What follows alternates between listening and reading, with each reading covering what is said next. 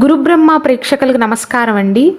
ఈ వీడియోలో 2025 సంవత్సరంలో 2025 నుండి 2026 వరకు వృశ్చిక రాశి వారికి ఆదాయం, వ్యయం, రాజపూజ్యం, అవమానం ఎంత ఉంది, ఈ సంవత్సరంలో మీకు జరగబోయే పాజిటివ్ సంఘటనలు ఏంటి, నెగిటివ్ సంఘటనలు ఏంటో చాలా క్లియర్గా వివరిస్తానండి.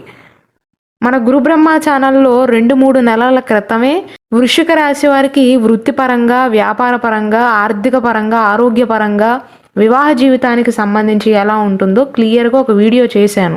అందులో ఆదాయం, వ్యయం గురించి ప్రస్తావించలేదు. ఈ వీడియోలో 8 నిమిషాల్లోనే అన్నీ చాలా క్లియర్గా వివరిస్తాను. శ్రీ దుర్గాదేవి జ్యోతిష్యాలయం. మీరు ఇప్పుడు వరకు ఎక్కడెక్కడో జ్యోతిష్యం చెప్పించుకుని నిరాశ చెంది ఉన్నారా? అయితే ఒక్కసారి ఈ గురువు గారికి ఫోన్ కాల్ చేసి చూడండి. ప్రేమ, పెళ్లి, ఉద్యోగం, రాజకీయం, విదేశీ ప్రయాణం, ధనం నిలకడగా లేకపోవటం, భార్యాభర్తల మధ్య గొడవలు, ఆస్తి తగాదాలు, అప్పుల బాధలు, స్త్రీ పురుషుల ఎలాంటి గుప్త సమస్యలకైనా, ఎటువంటి సమస్యలకైనా ఒక్క రోజులోనే పరిష్కారం చూపుతారు. వీరు ఫోన్ నంబర్ 9542637206. ఇంట్రెస్ట్ ఉన్న వాళ్ళు ఎవరైనా ఏ టైంలోనైనా వీరికి కాల్ చేయవచ్చు. వృశ్చిక రాశి వారికి గతకాలంతో పోల్చుకున్నట్లయితే ఆదాయం అనేది తగ్గుతుందండి. అయినప్పటికీ కూడా ఒక పాజిటివ్ పాయింట్ అనేది ఉంది. అదేంటో కూడా వివరిస్తాను. 2025 సంవత్సరంలో వృశ్చిక రాశి వారికి ఆదాయం 2, వ్యయం 14 అండి. రాజపూజ్యం 5, అవమానం 2. ఇక్కడ ఆదాయం తక్కువగా ఉన్నప్పటికీ కూడా మీరు బాధపడవలసిన అవసరం లేదు. ఎందుకు ఇలా అంటున్నాను అంటే, అర్ధాష్టమ శని యొక్క ప్రభావం అనేది ఈ సంవత్సరంలో మీకు ముగిసిపోతుంది. 2025 మార్చ్ 28వ తారీఖు వరకు వృశ్చిక రాశి వారికి అర్ధాష్టమ శని యొక్క ప్రభావం అనేది పూర్తిగా ముగుస్తుందండి. శని భగవానుడి యొక్క ప్రతికూల ఫలితాలు అనేవి పోతాయి. అయినప్పటికీ బృహస్పతి 7వ ఇంట్లో ఉన్నాడు కాబట్టి ఈ వృశ్చిక రాశి వారికి పెద్దగా శని ప్రభావం అనేది ఇప్పటి వరకు తెలియలేదండి. సాధారణంగా అర్ధాష్టమ శని యొక్క ప్రభావం అనేది కొద్దిగా ఎక్కువగానే ఉంటుంది ఆరోగ్య విషయంలోనూ, వృత్తి విషయంలో, వ్యాపారం విషయంలో. కానీ వీరి అదృష్టం ఏంటంటే బృహస్పతి కరెక్ట్ టైంకి 7వ స్థానంలో ఉన్నాడు. 7వ ఇల్లు అనేది వివాహానికి సంబంధించిన ఇల్లు అండి. హౌస్ ఆఫ్ మ్యారేజ్ అంటారు. బృహస్పతి ఏమో శుభగ్రహం అండి. మనకు మొత్తం 9 గ్రహాలు ఉన్నా 9 గ్రహాలలో ఏ గ్రహం ప్రతికూల ప్రభావాన్ని చూపించినా బృహస్పతి అనుకూలంగా ఉన్నాడనుకోండి, అన్నిటినీ దాటవేయగలుగుతారు. అర్ధాష్టమ శని ప్రభావం జరుగుతున్న బృహస్పతియే వృశ్చిక రాశి వారిని ఇప్పటి వరకు కాపాడాడండి. అలానే 11వ ఇంట్లో కేతు ఉన్నాడు. ఈ పాపగ్రహాలు అనేవి 3వ ఇంట్లో కానీ 6వ ఇంట్లో కానీ ఇలా 11వ ఇంట్లో ఉంటే మంచి చేస్తాయి. ముఖ్యమైన గ్రహాలు 2 కూడా మీకు అనుకూలంగా ఉన్నాయండి. 2025 మార్చ్ 28వ తారీఖు వరకు ఒకలాగా ఉంటుంది. మార్చ్ 28వ తారీఖు నుండి 2025 మే 15వ తారీఖు వరకు ఇంకొకలా ఉంటుంది. మే 15వ తారీఖు తర్వాత నుండి ఇంకొకలాగా ఉంటుందండి. ఒక మాటలో చెప్పాలంటే 2025 మార్చ్ 28వ తారీఖు వరకు శని ప్రభావం వల్ల మీ పనులలో ఆటంకాలు అనేవి చూస్తారండి. శని భగవానుడు 28వ తారీఖున మార్చ్ 28వ తారీఖున కుంభరాశిని విడిచిపెట్టేసి మీ 4వ ఇంటిని విడిచిపెట్టేసి 5వ ఇంట్లోకి వెళ్తాడు. అంటే మీనరాశిలోకి వెళ్తాడు.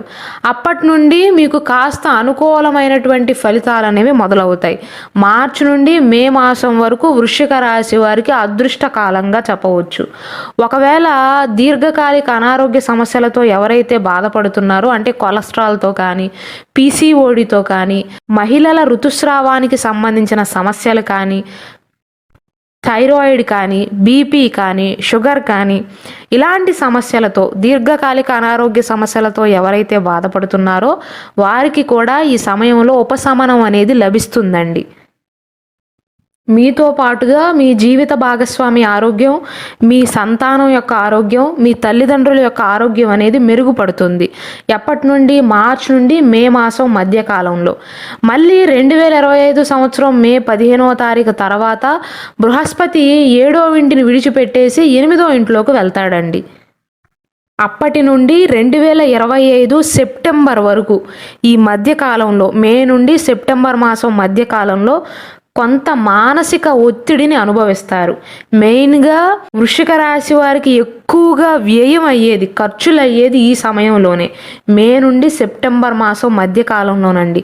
ఒకవేళ వృశ్చిక రాశి వారి ఇంట్లో కనుక శుభ కార్యక్రమాలు కనుక నిర్వహిస్తున్నట్లయితే 2025 సంవత్సరంలో పర్టికులర్గా ఈ టైంలో అయితే కనుక మీ బంధువర్గం వారి మాటలు పట్టించుకోవద్దు. మిమ్మల్ని రెచ్చగొట్టే ప్రయత్నం చేస్తారు, మీతో ఎక్కువగా ఖర్చులు చేపిస్తారు.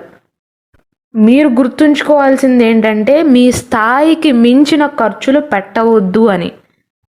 ఎవరో ఏదో రెచ్చగొట్టారని మీరు ఖర్చులు చేశారనుకోండి, తర్వాత అప్పులు తీర్చలేక మీరే బాధపడతారన్న విషయాన్ని గుర్తుంచుకోవాలి. కాబట్టి వృశ్చిక రాశి వారు ఈ సంవత్సరం మొదటి నుండి మే మాసం వరకు బాగానే సంపాదిస్తారండి. డిసెంబర్ మాసంలో కూడా బాగానే సంపాదిస్తారు. ఇటు తిరిగి ఖర్చులు అయ్యేదల్లా మే నుండి సెప్టెంబర్ మాసం మధ్య కాలంలో. ఈ సమయంలో మీరు ఆర్థిక విషయంలో జాగ్రత్తగా ఉన్నారనుకోండి, ఆర్థిక క్రమశిక్షణ ఉందనుకోండి, దేని గురించి మీరు భయపడవలసిన అవసరం లేదు. 2025 మే మాసం వరకు పెళ్ళైన వారికి బాగుంటుంది, పెళ్లి కాని వారికి వివాహ ప్రయత్నాల విషయంలో కూడా బాగుంటుందండి. జీవిత భాగస్వామి యొక్క ఆరోగ్యం బాగుంటుంది, పిల్లలు మీతో చక్కగా ప్రవర్తిస్తారు, మీ మాట వింటారు, అత్తమామలతో సత్సంబంధాలు కూడా బాగుంటాయండి.